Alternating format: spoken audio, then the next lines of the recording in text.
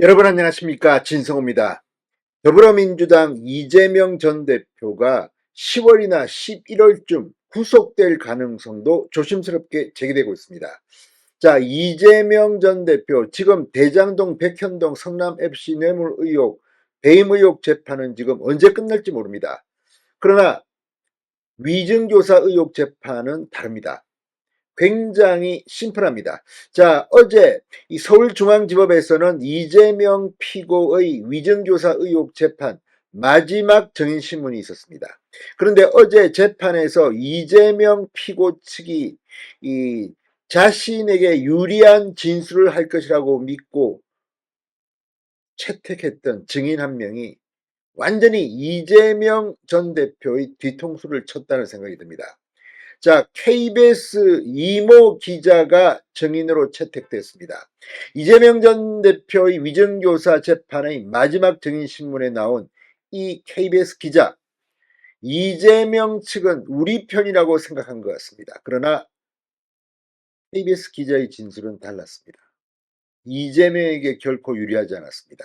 자, 이제 이재명 위증교사 의혹 재판은 마지막 증인신문을 마치고 이제 결심 공판을 거쳐서 10월 혹은 11월 초쯤 1심 결과가 나옵니다.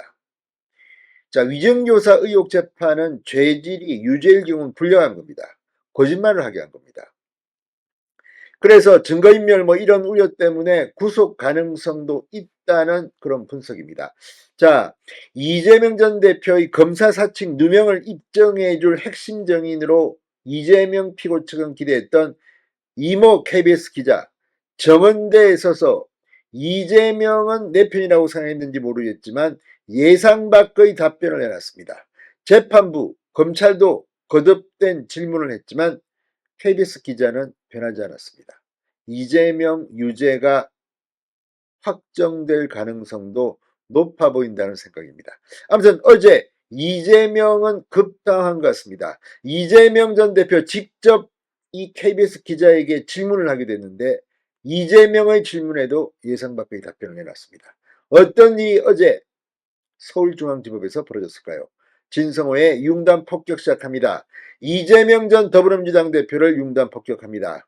방송에 앞서 아직 진성호 방송에 구독자가 아니신 분은 붉은색 구독 버튼 눌러주십시오. 더 좋은 방송으로 보답하겠습니다. 자, KBS 기자의 증언, 이재명에게는 상당히 불리해 보입니다. 자, 이재명 전 대표가 위증교사 사건 재판에서 핵심 증거로 사용하고 있는 통화 녹취록의 당사자가 제가 저런 이야기를 했다는 것을 받아들이기 힘들다고 법정 진술을 했습니다. 자, 서울중앙지법 형사 33부 김동현 부장판사 심리로 어제 열린 위증교사 혐의 재판에서 이 KBS의 이모 기자가 증인으로 나왔습니다. 이 기자는 최철호 전 KBS PD가 구속된 이후인 2002년 6월 5일 이재명 전 대표와의 통화에서 KBS는 파문을 축소하고자 했고 김병량 당시 성남시장은 이재명 변호사를 제지하고 있어서 둘이 이재명을 검사사층의 주범인 것처럼 몰자고 했다는 취지로 말했다는 인물입니다. 그런데 이 KBS 기자, 이모 기자는 전혀 다른 답변을 했습니다. 자, 이재명 전 대표는 위증교사 재판에서 이 KBS 이 기자와의 통화 녹취서를 줄곧 증거로 제시해오며 누명을 쓴 것이라고 주장해 왔습니다. 그러나 KBS 이 기자는 이날 재판에서 통화 녹취서에 나오는 인물들조차 누군지 모른다고 정언했습니다. 그러니까 이 통화 녹취서가 사실과 다를 가능성이 높다는 점을 시사한 것으로 보입니다. 이재명 측 변호인이 KBS는 이재명이 검사 사칭 주범인 것으로 부추긴 것으로 가려고 한다, 이런 얘기를 한다고 묻자 KBS 기자는 그런 대화가 존재한다고 말씀하시는 거냐, 혹시 육성 파일 같은 게 있으면 들려주시면 기억해 보겠는데 저렇게 말했는지 기억나지 않는다고 말했습니다. 그러니까 이 통화 녹취서, 이게 거짓말일 가능성도 높아 보입니다. 만약에 육성 파일 있으면 내놓으라는 겁니다. 저 통화 녹취서라고 하는데 저거 기억이 안 난다는 겁니다. 자, KBS 신모 차장이 그런 얘기는 이재명에게 하지 말아달라고 한 전화를 못 들었느냐는 질문에도 저는 신 차장이 누군지도 모른다고 답했습니다. 이재명 피고 측이 계속 주장했던 KBS 신모 차장 그런 얘기는 이재명에게 하지 말아달라고 한 전화. 신모 차장이 누군지도 모른답니다. 통화 녹취서의 당사자인 KBS 이기자가 대화 내용에 대해서 전혀 모른다고 답하자 재판부와 검찰 쪽 거듭 질문했습니다. 재판부는 이재명과 대화한 녹취록이 증인과 대화하는 거라고 하는데 기억나느냐고 물었습니다. 전혀 기억이 나지 않는다. 제가 모르는 사람들이 녹취록에 자꾸 등장하는데 그 사람들을 언급하면서 저런 얘기를 했다는 것을 받아들이기 힘들다고 KBS 이모 기자는 말했습니다. 검찰이 KBS와 김병량이 이재명을 주범으로 몰자는 모종의 뒷거래를 했다는 말을 들어본 사실이 있냐고 묻자 몰랐다. 제가 그런 것을 알 위치에 있지 않다고 법정 진술을 했습니다. 이재명 큰일 났습니다.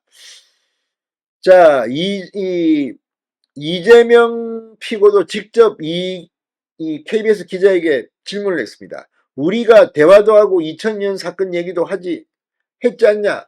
전화상의 소통을 했는데 사적인 감정이 생기거나 해서 그런 거 아니냐고 물었습니다. 그러자 KBS 기자는 2002년 사건 얘기를 했는지 기억나지 않는다. 통상적으로 기자들은 관계를 계속 유지하고 있다. 특별히 어떤 의미를 부여하고 있지 않다고 답했습니다. 자, 이재명 전 대표 과거 검사 사칭으로 벌금 150만 원을 확정받았으나 2018년 경기도지사 선거방송 토론회에서 누명을 썼다.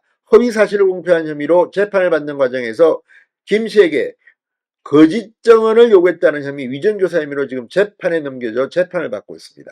검찰은 이재명 피고가 지난 2018년 12월 22일부터 24일까지 김 씨에게 수차례 전화를 걸어 김 전 시장과 KBS 사이에 나를 검사 사칭 사건 주범으로 몰기로 한 협의가 있었다고 증언해달라고 교사한 것으로 보고 있습니다.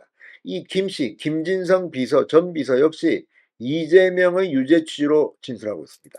이제 이재명 위정교사 재판에서는 유죄 가능성이 높아 보입니다. 구속될지는 좀 더 두고 봐야겠습니다. 진성호의 융단 폭격이었습니다. 여러분 감사합니다.